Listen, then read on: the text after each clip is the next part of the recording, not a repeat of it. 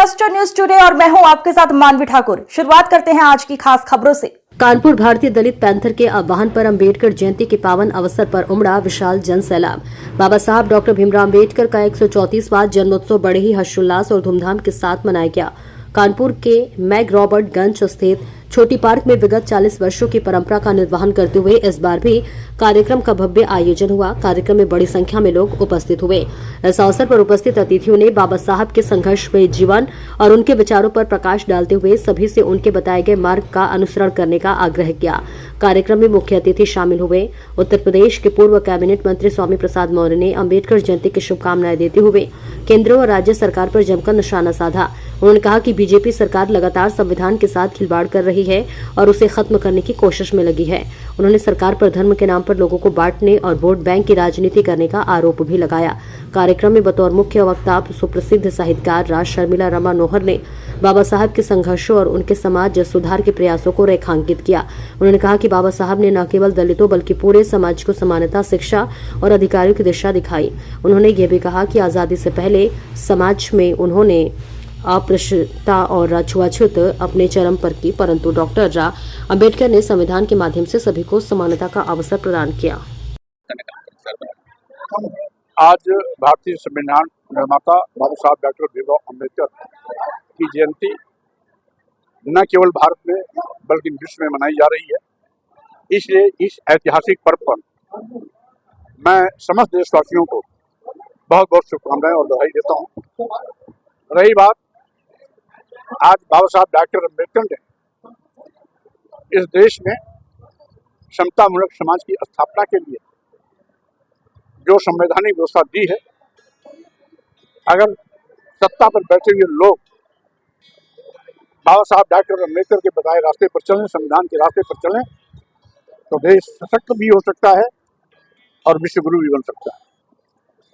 लेकिन संविधान बदलने की मंशा पालने वाले लोग आज अपनी दूषित मानसिकता का परिचय दे रहे हैं और न संविधान के सम्मान के प्रति चिंता है उनकी, न लोकतंत्र के प्रति चिंता है।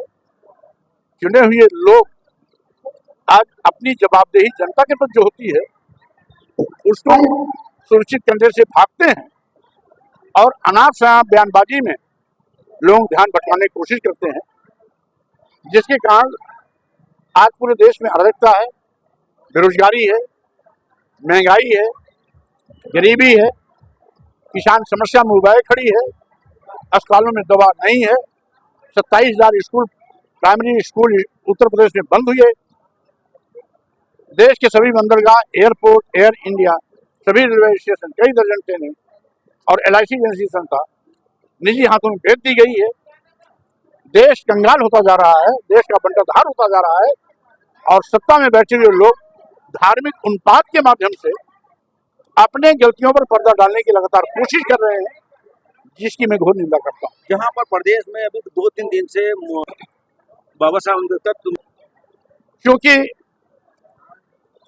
बाबा साहब डॉक्टर अम्बेडकर तथा सामाजिक परिवर्तन के हमारे सभी अन्य महापुरुष का जिंदगी अपमान के कड़वे घूंट पिए। यहाँ तक कि बाबा साहब डॉक्टर अम्बेडकर को दुनिया का सबसे बड़ा विद्वान होने के बावजूद भी यथार्थवादी ताकतें उनको सम्मान देना कबूल नहीं की। लेकिन बाबा साहब डॉक्टर अम्बेडकर की विद्वता की दांग आज पूरा दुनिया देती है। बाबा साहब डॉक्टर अम्बेडकर पूरे विश्व में पूजे जाते हैं और डॉक्टर साहब अम्बेडकर के आज भी चाहने वाले लोगों की संख्या करोड़ों में है। इसलिए कुछ बददिमाग लोग जो कट्टर धर्मपंथी बनते हैं, ऐसे लोगों की दूषित मानसिकता के फलस्वरूप गाये बेगाये इस तरह के कुकृत्य किए जाते हैं। हम समझते हैं समय रहते सरकार को ऐसे अराजकताओं पर नियंत्रण करना चाहिए, अन्यथा स्थिति विस्फोटक हो सकती है। इसलिए सरकार की पहली जिम्मेदारी है कानून राज दुरुस्त हो, अराजकता पर नकेल लगे, गुंडे, माफिया, अपराधी, मवाली जो दिन दहाड़े सत्ता के संरक्षण में रहकर मुख्यमंत्री के नाक के नीचे कानून की धज्जियां उड़ा रहे हैं, उनके खिलाफ प्रभावी कानूनी कार्रवाई करनी चाहिए।